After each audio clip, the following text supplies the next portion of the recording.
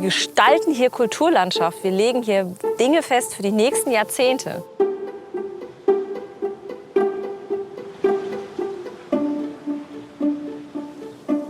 Wenn du hier aufwächst, wirst du ja mit Riesling groß. Er wird nicht komplett aussterben, aber es wird definitiv nicht mehr so sein, wie es war. Wir sind ja mit die ersten Anzeiger dafür, dass der Klimawandel nicht begonnen hat, sondern dass wir mittendrin sind.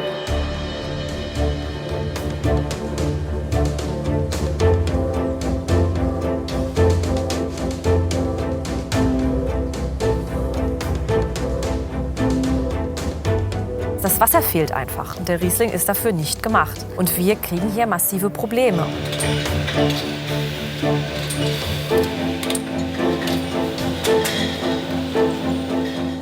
Bärbel Weinert ist Winzerin in Geisenheim, Mutter und Managerin, spezialisiert auf Riesling. Unser Riesling ist halt so eine Weiterentwicklung und ist ein richtiger Germane geworden und kann mit diesem mediterranen Klima, was wir momentan haben, überhaupt nicht umgehen. Ja, dieses Jahr war haarig für den Riesling im Rheingau. Der Sommer viel zu heiß, einfach viel zu trocken.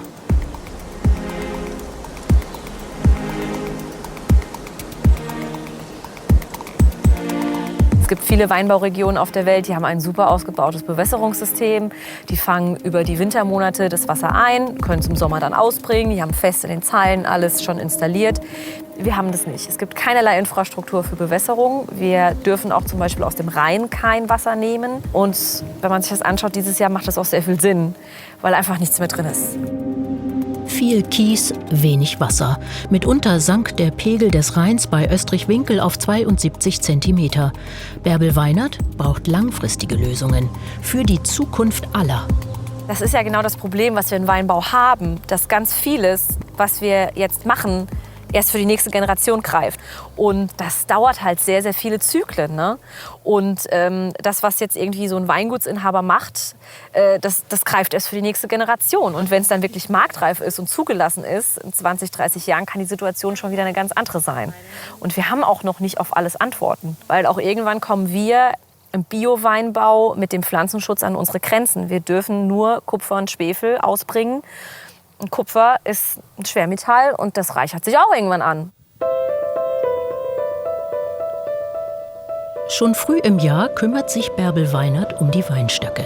Weinert ist Direktorin des Weinguts Prinz von Hessen in Geisenheim. 34 Hektar, 90% Riesling. Und das seit 1957. So ist es Tradition in diesem Weingut. Bereits im Winter beginnt die Pflege der empfindlichen Riesling-Weinstöcke. Reben biegen. Die Rebe hat eine sogenannte Apikaldominanz, das heißt, sie will immer nach oben wachsen. Und wenn ich die jetzt aber biege, dann habe ich sie genau da, wo ich sie haben will, weil sie will jetzt immer noch nach oben wachsen. Und ihr oben ist jetzt aber Seite, das heißt, das mag sie gar nicht mehr. Deswegen geht sie jetzt hier hoch und somit habe ich sie perfekt in meinem Erziehungssystem. Beim Biegen der Rebe verschafft sich die Winzerin schon im Winter einen Überblick über die Anlagen. In welchem Zustand sind die Weinstöcke? Haben sie sich erholt vom letzten Jahr? Wir hatten halt die Thematik, dass wir letztes Jahr massivste Pilzinfektionen hatten. Und je nachdem, wie weit es ist, kann das natürlich auch dann irgendwann Auswirkungen auf den Stock an sich haben. Dann gibt es andere Faktoren. Wie viel Wasserstress hatte er? Wie viel Trockenstress hatte er? Gibt es sonst irgendwelche Krankheiten? Wir haben sowas Blödes wie eine Infektion, die sich manifestiert nach ein paar Jahren. Und der Stock geht über Jahre ein. Sehr sorgfältig schauen Bärbel Weinert und ihr Kollege Martin Walter nach den Pflanzen. Denn vor einiger Zeit schon haben sie den Betrieb komplett auf Bio umgestellt. Die beiden verschaffen sich jetzt in der Anfangszeit ein Bild darüber, wie die Weinstöcke die Bio-Maßnahmen vertragen. Wir sind seit einem Jahr komplett in der Bio-Zertifizierung drin. Das heißt, wir hatten letztes Jahr einen kompletten Zyklus nach Bio-Richtlinie. Das hat sehr, sehr geschmerzt, weil man letztes Jahr sehr gerne mal in der Versuchung war, doch mal den Chemiebaukasten zu bemühen. Aber wir durften es nicht. Und jetzt hoffen wir, dass es dieses Jahr deutlich besser läuft.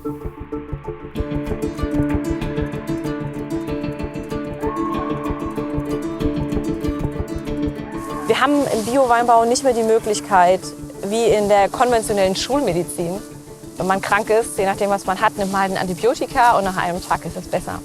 Das funktioniert im konventionellen Weinbau einigermaßen, je nachdem, um was es geht. Im Bio-Weinbau eher ganz, ganz schlecht. Da muss ich schon vorher sehen, wo eine Gefahr sein könnte. Und wenn ich einfach weiß, okay, ich habe hier eine Rebsorte sitzen, die macht von Haus aus viele Trauben, kleine Trauben, Trauben, die sehr eng aneinander sind, die sich abdrücken, dann gehe ich da vorher hin, entferne die Triebe, sehe zu, dass die Traubenstruktur locker wird, indem ich den Rebstock ein bisschen ärgere. Das macht der Martin, das ist das, was er jetzt einplant. Mit der Bodenbearbeitung, also wie viel Nährstoff gebe ich denn frei, wie viel lasse ich zurück, um einfach das Wachstum zu steuern. Zum Bio-Weinbau gehört seit neuestem auch Sir Henry, ein gutmütiger Soir-Schafsbock, der zwischen den Rebzeilen das Unkraut wegfuttert.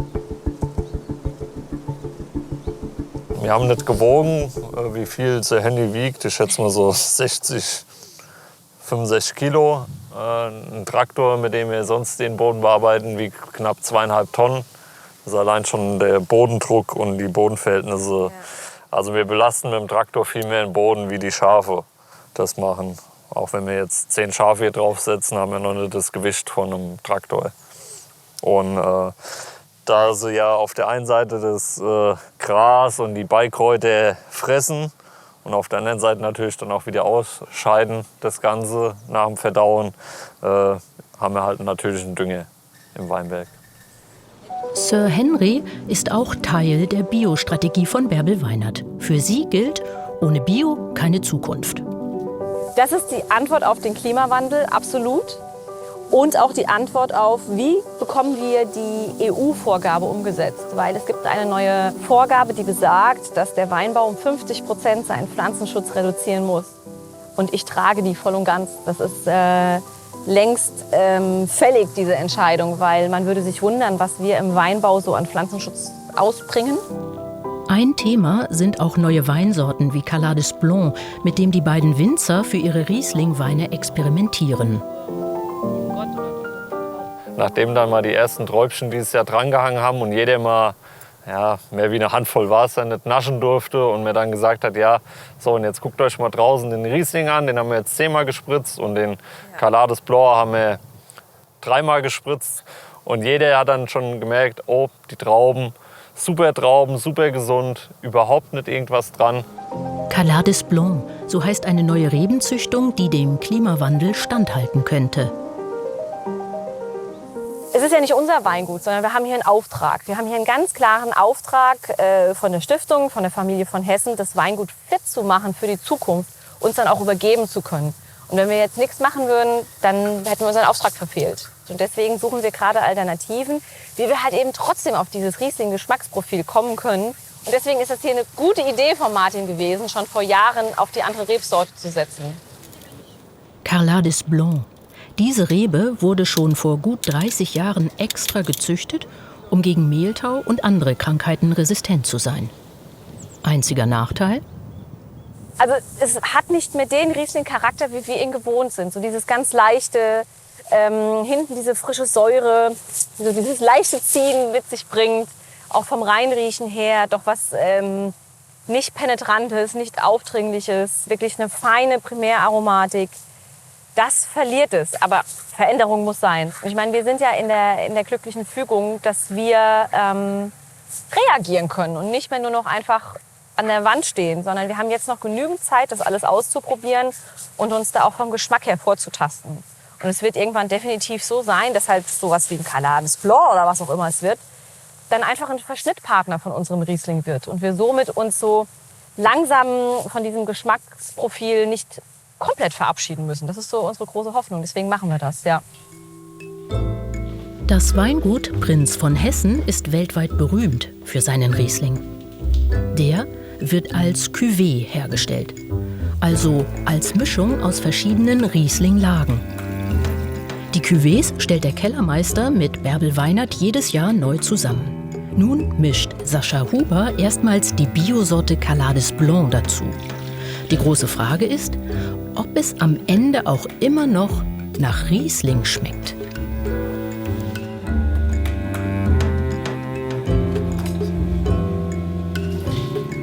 mein Anspruch, und ich glaube, das spreche ich auch für den Herrn Huber, ist schon in unserer Kategorie, dass der Wein einen Anfang, eine Mitte und ein Ende hat. Ne? Und das verstehen wir unter Struktur.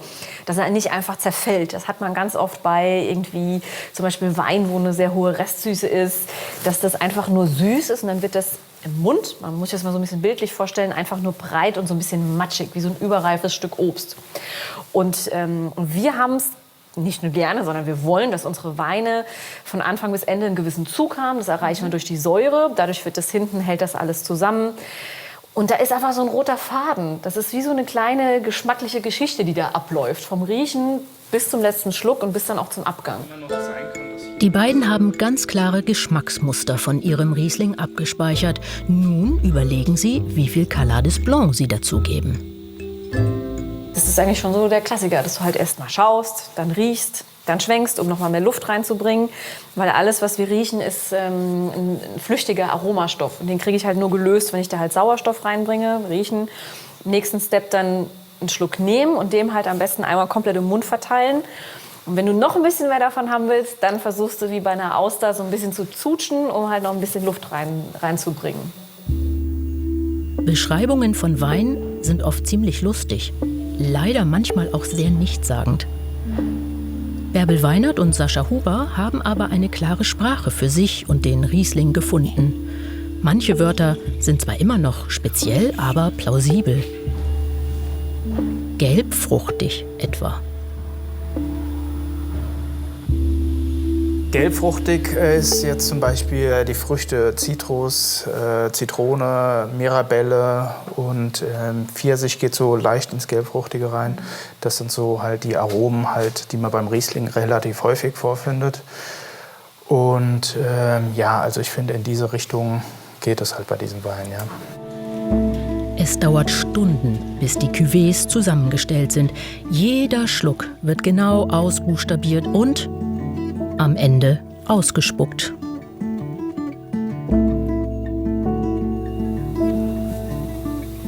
Da ist so ein Oberton drin, den ich nicht zuordnen kann.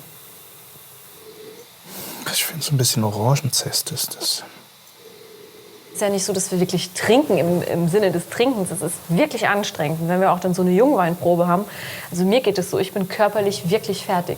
Also, weil man muss sich wirklich konzentrieren, dieses Schmecken, das Riechen, das ist unheimlich anstrengend, permanentes Abrufen. Wie ordne ich das ein? Wie passt das zusammen? Ist da irgendwo eine Nuance gewesen, die da nicht reinpasst?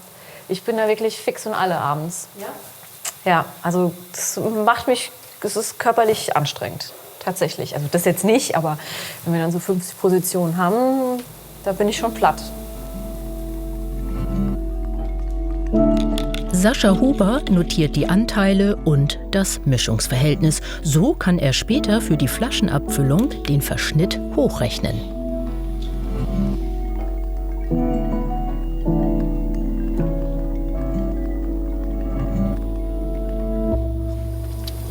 Also ich bin bei der mittleren Variante. Ja, das wird zu mollig warm. Die Nase ist super, aber das ist zu viel. Ja. Frühling. Die Bienenstöcke gehören übrigens auch zum ganzheitlichen Biokonzept.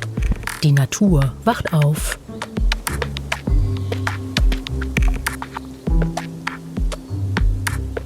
Die jungen Reben treiben aus, kaum ist die Sonne da, sind die ersten Knospen zu sehen. Das Weingut Prinz von Hessen ist ein privates Weingut mit vielen prämierten Riesling-Weinen. Es gehört zur Unternehmensgruppe des Prinzen von Hessen, dessen Chef Donatus Landgraf von Hessen ist. Beim fürstlichen Gartenfest auf dem Hofgut Kranichstein in Darmstadt kann man neben vielen anderen Sachen auch Weine probieren. Das ist eine riesige Messe für Garten-, Country- und Reitbegeisterte im Park des barocken Gutshauses. Zu solchen Gelegenheiten mischt sich der Landgraf auch unter das Volk. Heute dieses Gartenfest, was wir machen, das macht die Hessische Hausstiftung auf meiner privaten Anlage. Natürlich ist Bärbel Weinert auch auf dem Fest. Der Chef und seine Direktorin verstehen sich gut. Bärbel Weinert wurde 2018 als Direktorin eingestellt, vor allem um das renommierte Weingut für die nächste Generation fit zu machen. Die Bio-Zertifizierung gehört dazu. Ich finde Bio gut und wir machen Bio, weil wir Bio können. Und ich möchte damit auch nicht sagen, nur weil wir jetzt Bio machen, dass alle, die noch weiterhin konventionell Weinbau betreiben, dass die etwas Schlechtes tun. Und das hat wirklich was damit zu tun, wie die Bedingungen vor Ort sind, ob die Mitarbeiter das mittragen, ob der Betrieb darauf ausgerichtet ist. Und wenn das alles funktioniert, dann finde ich das sehr, sehr gut. Das Hofgut Kranichstein hat auf den ersten Blick so gar nichts mit Wein zu tun. Reiten, Pferde, Jagd, das ist so das Ambiente hier. Das ist die Welt des privaten Donatus Landgraf von Hessen, naturverbunden und traditionsbewusst. Ich glaube, dass wir sowieso generationsübergreifend denken als Familie. Und alles, was wir betreiben, betreibe ich natürlich jetzt für die nächste Generation, wie das meine Eltern und mein Vater auch getan haben. Und von daher ist die Qualität, es ist eine Kombination aus allem. Wenn man ganz ehrlich ist, es ist jetzt Bio mit Top-Qualität. Die Gartenfeste sind ein Ausflug in eine andere Welt. Pferdepassion kombiniert mit Weinkultur, das ist ja nicht gerade naheliegend.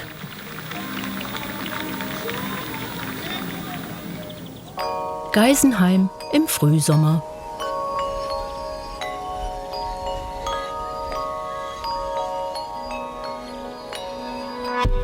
Bärbel Weinert will einen wichtigen Kunden treffen. Eine ganze Delegation aus Finnland wird das Weingut besuchen, um den Geisenheimer Riesling zu testen. Sie fährt nach Bacharach, auf die andere Seite des Rheins. Das ist Bärbel Weinerts Heimat.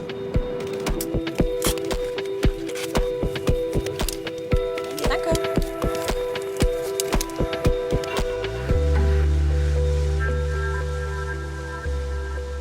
Das merke ich jetzt, wo ich jetzt wieder zurück bin, wie schön das ist, auch gerade für meinen Sohn, der auch in der Stadt groß geworden ist. Wie toll das jetzt einfach ist. Wie schön. Und ich will das nicht mehr missen. Wirklich, ich will das nicht mehr missen. Ich kann mir das nicht mehr vorstellen. Ach, vielleicht bin ich auch ein bisschen romantisch verklärt. Die Weinexpertin hat einige Zeit im Ausland und in Wiesbaden gelebt. Seit kurzem wohnt sie wieder am Mittelrhein. Und ich finde, das ist schon besonders bei uns. Das hat schon noch mal was anderes. Es gibt auch gleich so eine Stelle, wenn ich nach Hause fahre. Es war schon früher so, wenn ich meine Eltern besucht habe. Es gibt so einen Moment, wo man in das Rheintal reinguckt, wo sich das öffnet. Da kriege ich ganz oft heute noch Gänsehaut oder Pipi in die Augen, weil es wirklich schön ist. Selbst im Winter. Also im Winter, wenn das hier nicht grün ist, dann muss ich sagen, dann kann das Rheintal auch echt hässlich sein. Aber diese eine Stelle, wenn so ein bisschen Sonne ist, das ist zu Hause. Ich glaube, so fühlt sich das an, wenn man gern zu Hause ist. Ja, nach Fähre fahren ist doch cool, oder? Das hat was Beruhigendes. So, Haustür raus und los geht's zu den Kumpels, Oma und Opa und alles, was das so mit sich bringt. Und da freue ich mich drüber. Und das sind dann immer solche Gedanken, die ich dann habe, wenn wir jetzt hier so fahren und wenn ich da so auf Bingen gucke, wo ich irgendwie den Großteil vom Leben abgespielt habe. Das ist einfach schön. Wirklich schön. Ich bin gern hier. Das ist einfach zu Hause, ne? In Bacharach will sie die Gäste empfangen, auch um ihnen ihr besonderes Heimatgefühl zu vermitteln.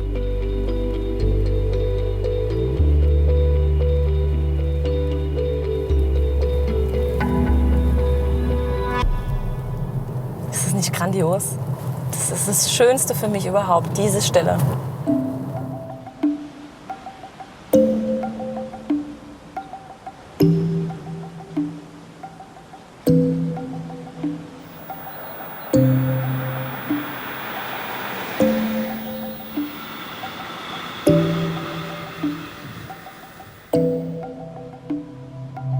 Right on where you can see the little balcony there. Yeah. Yeah, I tried to get some rooms for you, but it was fully booked. Okay. Bärbel Weinert möchte dem Besuch in Bacharach die Lebensart, die mit dem Riesling verbunden ist, näher bringen. Sie erklärt die geografische Besonderheit im Bacharach, die Steillage, also Weinstöcke, die in extremer Hanglage wachsen. Für sie ist der Riesling nicht nur ein Wein, er ist immer auch ein Gefühl, ja, eine ganze Kultur. Gutes Essen gehört natürlich auch dazu. Bacheracher Riesling-Braten. Yeah, that's the thing. Yeah, I want to try it. Der Riesling gilt als die Königin der Reben. Was ihn in dieser Region so besonders macht, darauf kommt es Bärbel Weinert an. Mir war das super, super wichtig, weil das ist eine neue Partnerschaft, die wir noch gar nicht so lange haben, mit einem Unternehmen in Finnland. Und Finnland ist für uns halt schon wirklich ein wichtiger Markt. Und ja, wir haben die neue Partnerschaft angefangen und dann kam Corona. So, das ist natürlich der absolute Super-GAU, weil du ja immer eine gewisse Zeit brauchst, um was aufzubauen. Und dann kam noch dieser harte Lockdown, wo einfach mal irgendwie die Erde stillstand. Und da habe ich mich jetzt riesig gefreut, dass wir jetzt so kurzfristig, dass sie jetzt kommen konnte mit ihrem Sales-Team. Sie müssen uns kennenlernen, unsere Weine und auch was wir uns da so bei denken bei dem einen oder anderen, damit sie es wiederum ihren Kunden erklären können. Und für uns ist das natürlich auch gut, um nochmal zu sagen, was uns wichtig ist. Und ist es ein großer Kunde? Ja, absolut, weil man hat halt pro Land immer einen Partner, der sich dann quasi um einen kümmert und dann hoffentlich auch alle Kanäle für einen ordentlich bedient.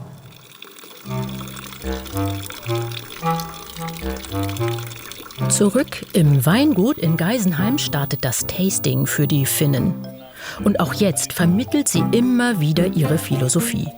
Öko, sanfte Fürsorge für die Weinstöcke, bloß keine Massenware. Bio-Weinbau auf Englisch.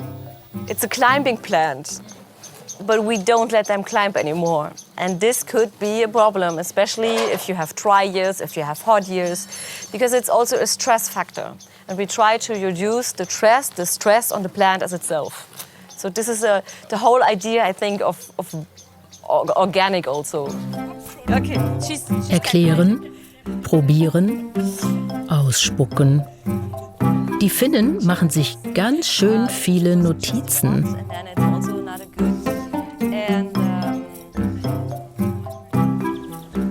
Derweil wächst der Wein und weil die Finnen ordentlich bestellt haben, läuft die Abfüllung des wertvollen Rieslings wie am Schnürchen. Tatsächlich könnte es noch schneller gehen, aber europaweit sind die Flaschen in diesem Jahr knapp. Um den Bedarf zu erfüllen, muss Sascha Huber mit seinem Team bis in den Frühsommer hinein abfüllen. Eigentlich ist das ein Frühjahrsjob.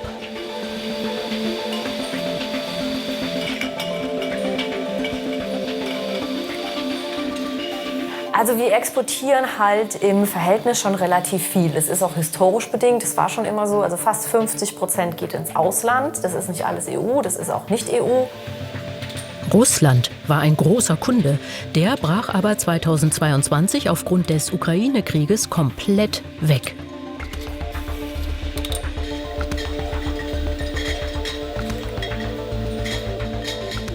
Und da ist zum Beispiel gerade Finnland für uns ein absolut wichtiger und sehr, sehr wertgeschätzter Partner. Und nicht nur, weil da die Geschäfte jetzt irgendwie weiterlaufen, sondern es hört sich immer so hart an, aber irgendwann ist auch dieser Krieg vorbei und dann wird es was anderes geben. Und ich bin einfach in der Verantwortung hier für dieses Unternehmen, dass ich weiterdenke und nicht nur jetzt in diesem Jetzt und Hier verharre, oh Gott, alles ist so schlimm, alles ist so schrecklich. Ich muss halt auch an die Zeit danach denken. Und es muss weitergehen und auch diese Märkte müssen gepflegt werden. Und von daher ist es wirklich enorm wichtig, dass wir da so breit aufgestellt sind in unterschiedlichsten Ländern. Weiß-Rot, schwarze Schrift. So geht der berühmte Riesling aus Geisenheim in die Welt. Mit sehr farbenfrohen Etiketten.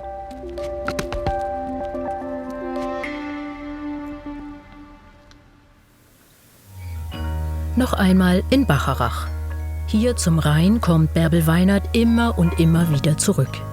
Der Fluss teilt die Landschaft in Arbeit und Zuhause. Er beruhigt sie immens. Ich glaube, so dieses Gefühl, was ich hier habe von totaler Erdung und auch irgendwo Demut, aber auch Dankbarkeit. Einfach dankbar zu sein, hier zu sein, ein Teil davon sein zu dürfen. Und ich glaube, wenn man sich einen Moment hier mal drauf einlässt, dann kann man das auch verstehen, warum das so ist. Und das gehört zusammen.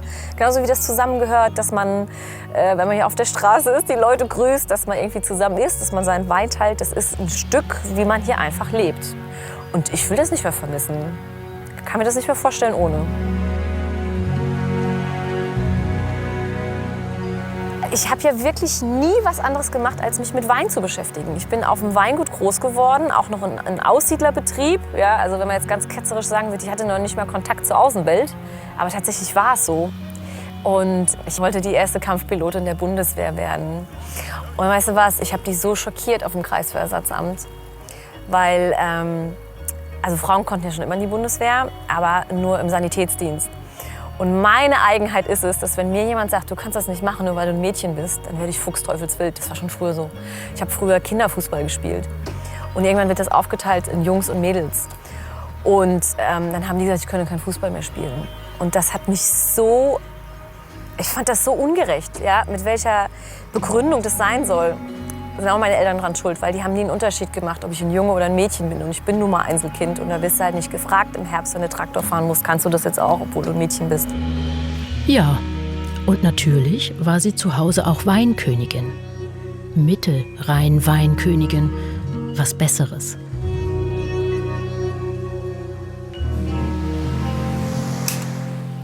Zu Hause in Bacharach ist da auch diese Rockband Plan A. Eine Coverband, in der Bärbel Weinert zusammen mit ihrem Mann Florian Musik macht. Sie geben Konzerte, sehr erfolgreich, sogar das Radio hat schon mitgeschnitten. Sie proben extra zu zweit. Ja, weil ich hier öfters Timing-Probleme vorgehalten bekomme. Und das lasse ich natürlich nicht auf mir sitzen. Und deswegen habe ich gesagt, ich würde das gerne mal so machen, weil man dann einfach ja, intensiver Dinge üben kann, als hier, wenn ich für mich alleine übe oder hier in der Gruppe. 2, 3, 4. I want you to know that I'm happy for you. I wish nothing but the best for you. Eine ehemalige Weinkönigin, die Rocksongs singt und die einmal Tornado-Pilotin werden wollte und die ihre Heimat über alles liebt. And every time you speak her name, does she know how you told me and hold me until you die, but you're still alive and I'm here. Das Leben ist voller Klischees, die nur dazu da sind, um gebrochen zu werden.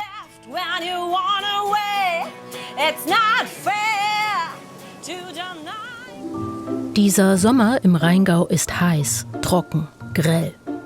Ganz anders, als man es gewohnt war. Zu viel Sonne, zu viel Ozon. Kein Regen.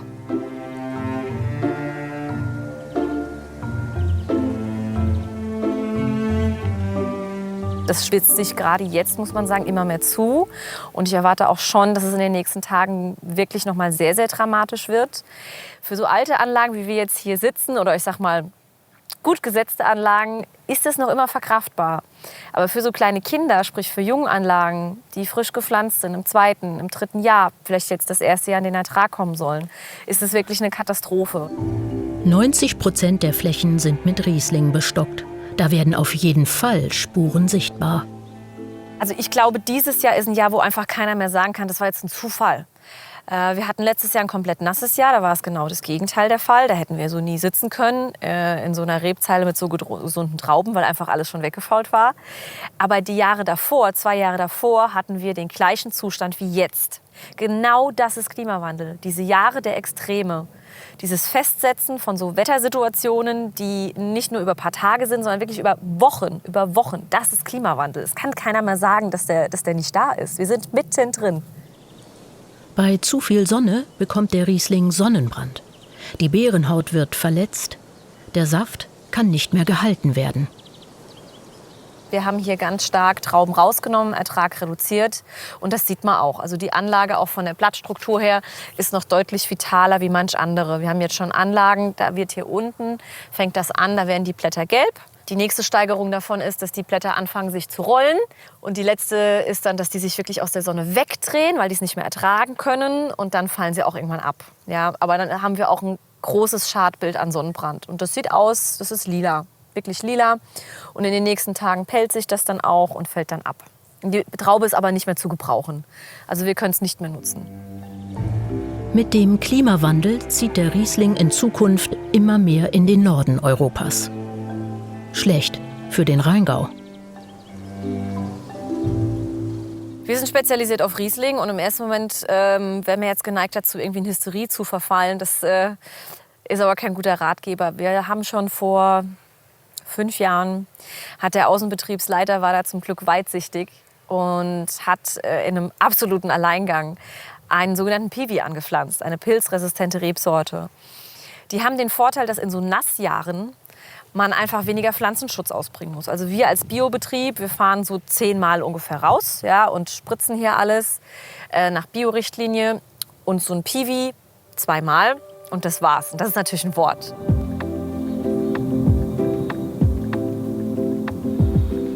Das, was jetzt irgendwie so ein Weingutsinhaber macht, das greift erst für die nächste Generation. Und in der Rebenzüchtung ist das halt noch krasser. Und das ist natürlich schon irgendwie ein Problem. Also wir laufen da immer hinterher. Also man macht irgendwann was, wo man denkt, das passt jetzt und das ist gut so.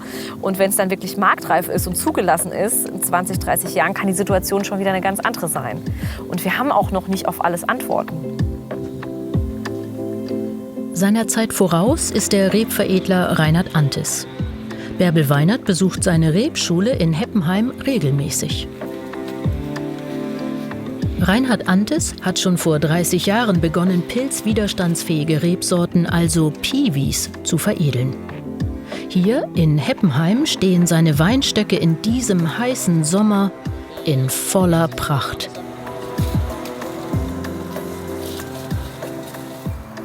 Aromera, eine Sorte, die jetzt gerade erst in die Zulassung geht. Und ich finde die eigentlich ganz spannend, weil die wohl später reif wird. Was uns ja ganz entgegenkommt, weil grundsätzlich die Rebsorten, die wir im Anbau haben, eher später reif werden. Wenn man zum Beispiel an den Riesling denkt.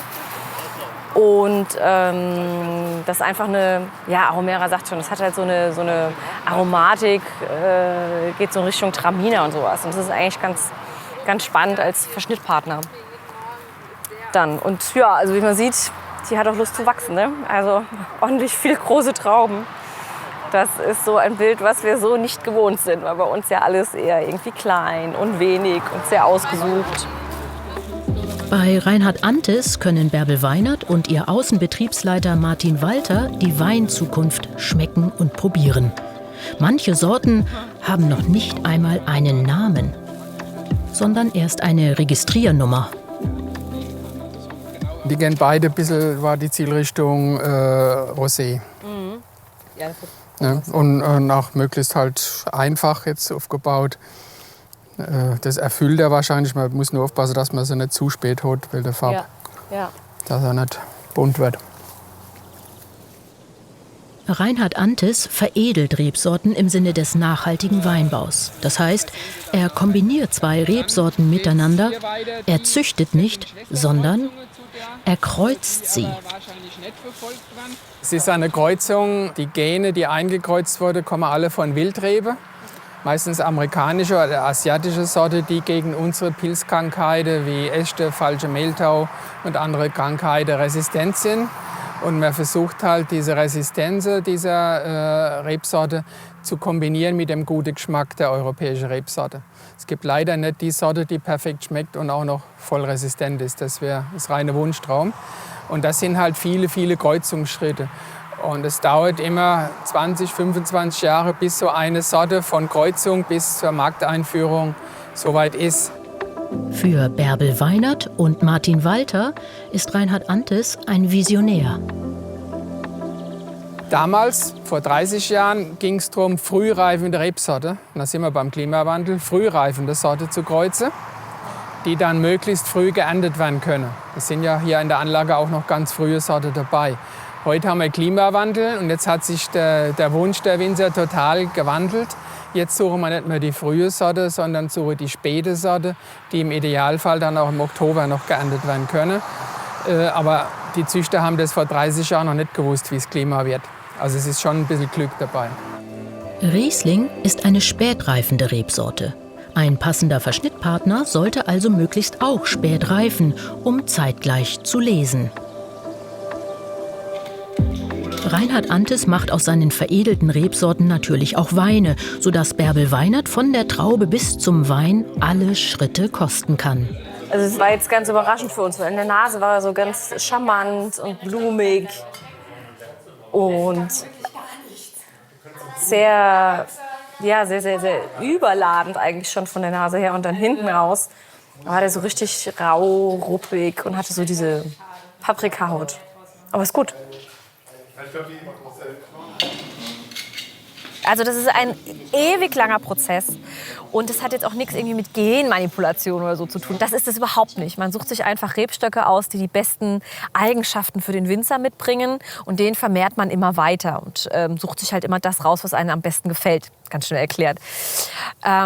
Und diese Piwis bringen halt eben mit, dass die gezeigt haben, sie sind sehr resistent gegen Pilzinfektionen.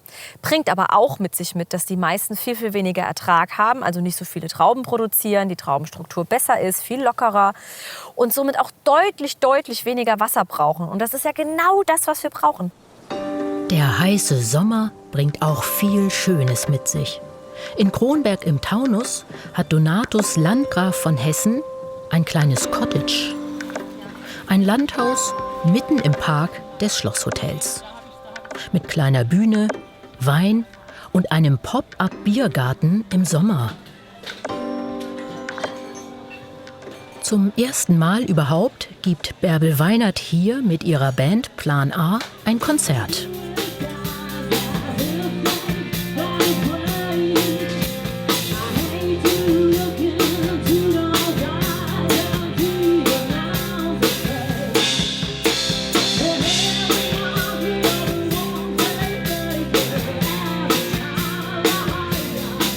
Die Direktorin als Rockmusikerin.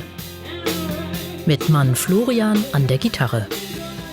Plan A ist preisgekrönt und wurde schon 2-mal zur besten Rock-Coverband von Rheinland-Pfalz gewählt.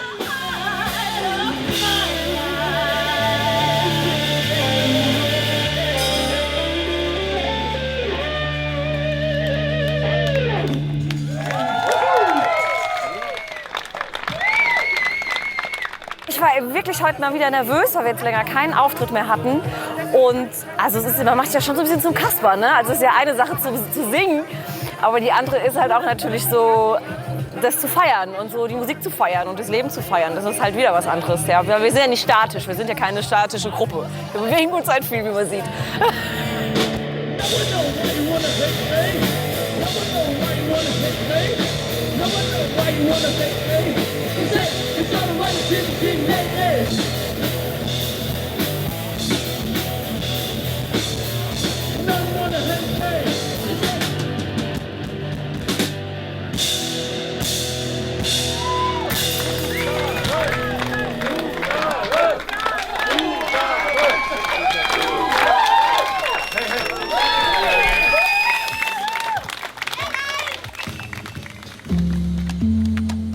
Der Wein wächst. Die Lese steht bevor. Dem heißen Sommer folgt ein nasser Herbst. Die Stöcke hängen voller Trauben.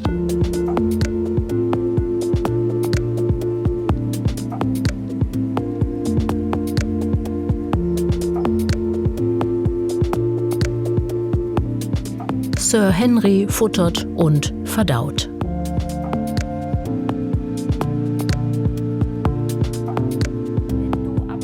Im Weingut steht Bärbel Weinert gerade wieder vor einem unerwarteten Problem.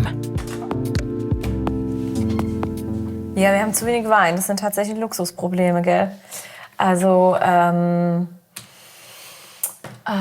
hatten halt letztes Jahr eine recht kleine Ernte aufgrund von den Witterungsverhältnissen und es ist halt ziemlich viel krank gewesen. Und jetzt kommen wir halt irgendwie nicht so über das Jahr, ne? Und jetzt hatte ich gerade den Kollegen am Telefon, unseren Vertrieblern, wie Vertriebler so sind. Ihre Kunden kommen natürlich immer als erstes. Wir können jetzt gerade nicht alle Kunden so bedienen, wie wir es gerne hätten. Und ich verstehe natürlich da den Unmut. Ja, das ist immer unangenehm, wenn man sagen muss, wir können nicht liefern. Aber ja, am Ende des Tages ist das immer alles eine Frage der Organisation. Bärbel Weinert hat ein kleines Team um sich, flache Strukturen. Ein gutes, sehr direktes Arbeitsklima. In Notfällen packt sie selbst mit an, findet gemeinsam mit dem Team Lösungen.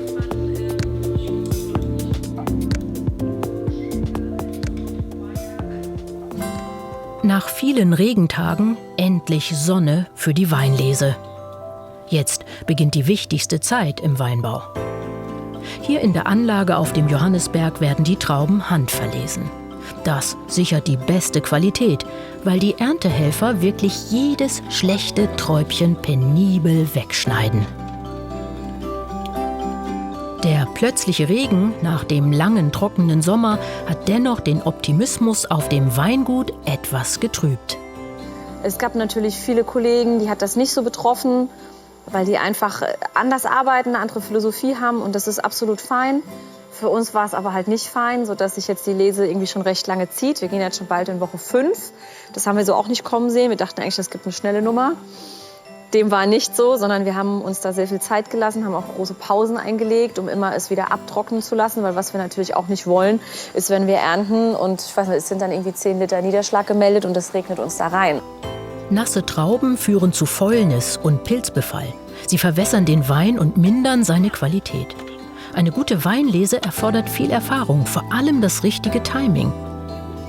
In Geisenheim war es leider Viel zu nass auch. Also ich habe jetzt noch nicht in Wetteraufzeichnungen geguckt, aber ich bin mir ziemlich sicher, dass wir da auch wieder die Thematik hatten, viel zu viel auf einen Ort. Ja. Und dann platzen einfach Die platzen, ja, genau. Die platzen dann einfach und man sieht das auch hier. Gut, die ist jetzt mechanisch beschädigt. Also die ist halt einfach jetzt fertig. Ne? Also die ist jetzt, die ist so dünn, man sieht ja schon die Kerne durchscheinen. Das ist eigentlich das, was wir haben wollen. Aber das ist halt jetzt wirklich sehr, sehr filigran und zerbrechlich. Und da reichen kleinste Einflüsse, dass dem einfach nicht mehr standgehalten werden kann. Die Trauben kommen vom Weinberg direkt in die Kälterhalle, ohne große Verzögerung. Wichtig ist für Bärbel Weinert, dass die Lese und das Traubenpressen wie am Schnürchen laufen. Kellermeister Sascha Huber jongliert die Bütten in die Traubenpresse.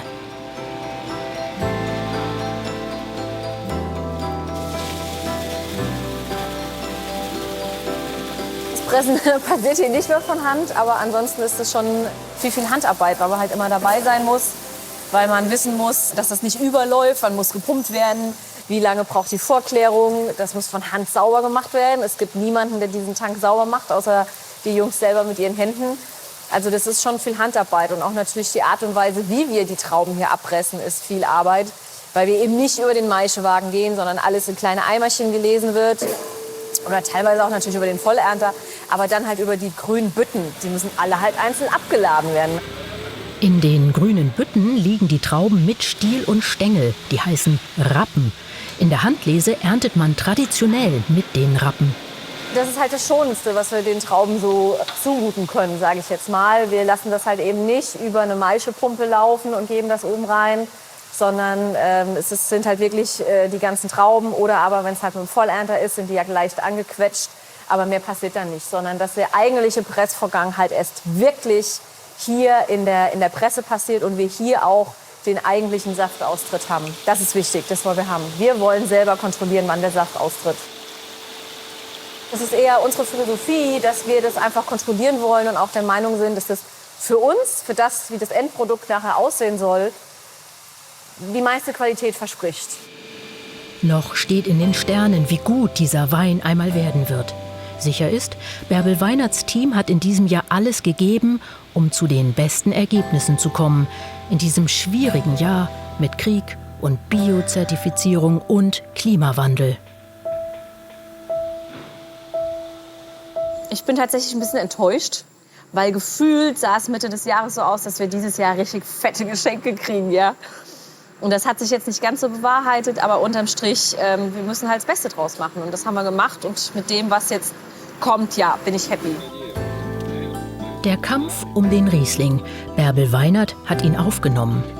Und sie will ihn gewinnen. Mit Biozertifizierung und neuen Rebsorten. Für sie geht es um mehr als nur Wein. Sie kämpft für die Zukunft ihrer Heimat.